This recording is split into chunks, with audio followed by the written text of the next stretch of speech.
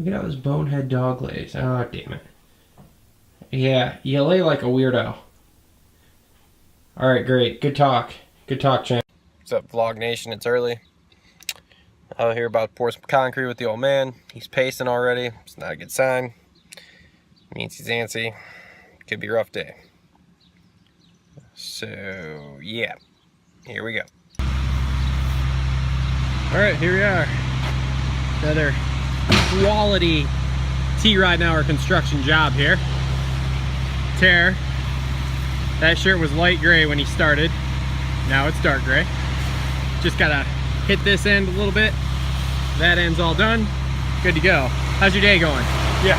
Okay, great. How's your day going? Tyler, Hey! Done. Relax. Thank you. All right. So we got a bunch of these and a bunch of boxes of bags yesterday, all my drug dealer supplies. So now I can finally finish sorting out all this powder. I think I have enough. I might have to buy a few more boxes of bags, but I have at least enough of those containers. So that's what we're working on this afternoon. I want to get all that sorted so I can inventory everything, which again is another thing, and then get it all in boxes and up out of the way. Game plan, here we go. All right, cool. Got 4 boxes of powder sorted. One of them, I just had enough for the 3-pound tub that I keep. The other ones all had these bags, so there's about 35, 36 pounds of powder here. So when we get back, it'll still be pretty hot. I won't coat anything right when I get back, but I'll sort some more of that. Right now we're gonna go to the gym, but let's go inside and check out the new pre-workout I got. All right, we got some new C4 Ultimate here. Now, they highly recommended I don't take more than 1 scoop of this per day.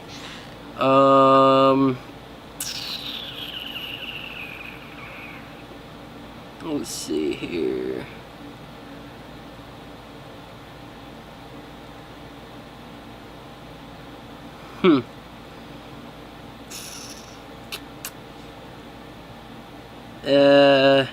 Yeah, probably not a good idea, but never used it before, so we're gonna try 1 scoop of it today and see how it goes, and then we'll go from there. If it doesn't work that well today with 1 scoop, then we'll do 2 tomorrow.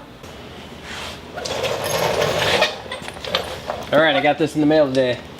99% sure I know what it is, unless somebody's sending me stuff randomly now, which could be cool. I mean, hey, they are awesome, but I am pretty sure. Hey, there it is.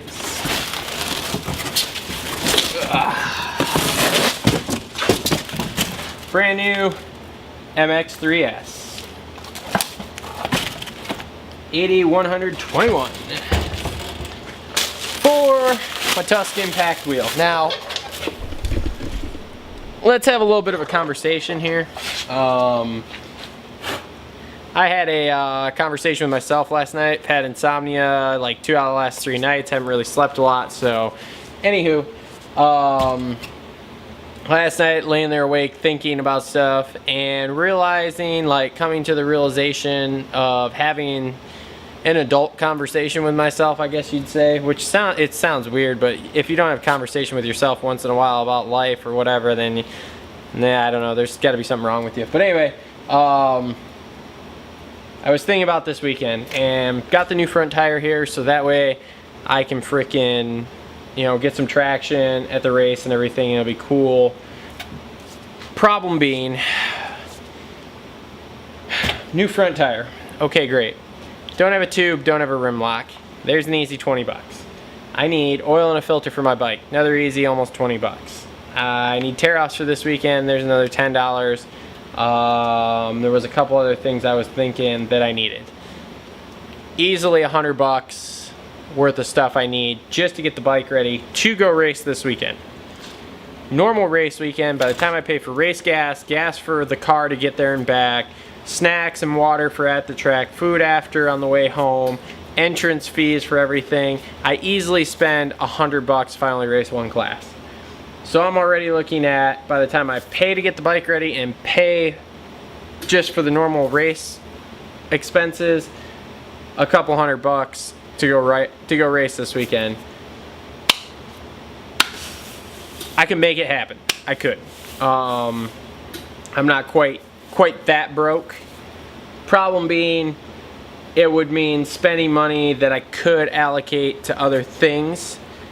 And in my mind, what I see is, well, if I took that money and allocated it to upgrading stuff in the shop, getting stuff going here in the shop, doing some advertisements on Facebook, it'll bring me more value than the race. Now the race will bring me content for the vlog, which is good. It will bring me, you know, extra content, and as most of you probably know, I post my race videos and stuff, but it doesn't, you know, it doesn't bring me a ton of value, at least monetarily wise. Now that $200, I could parlay that into, you know, a couple of jobs through some Facebook ads or whatever, and get some upgrades for the shop, or even just some maintenance stuff for the shop, you know, oil for the compressor, sand for the sandblaster, that kind of stuff.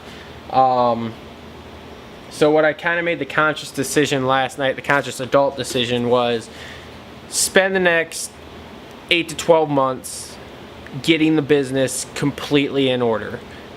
Spend the extra cash you have on it, spend the money you need to spend, get my gun upgraded, get my new power line run for the shop itself, build my bigger oven, get my second compressor so I can sandblast and everything here, get my sandblaster upgraded so that it's a little bit bigger, do all of that stuff, really get rolling, do a lot of Facebook ads, a lot of Craigslist ads, you know, market to pull jobs in. And then next year, when I have everything rolling, then go back to focusing on, okay, racing.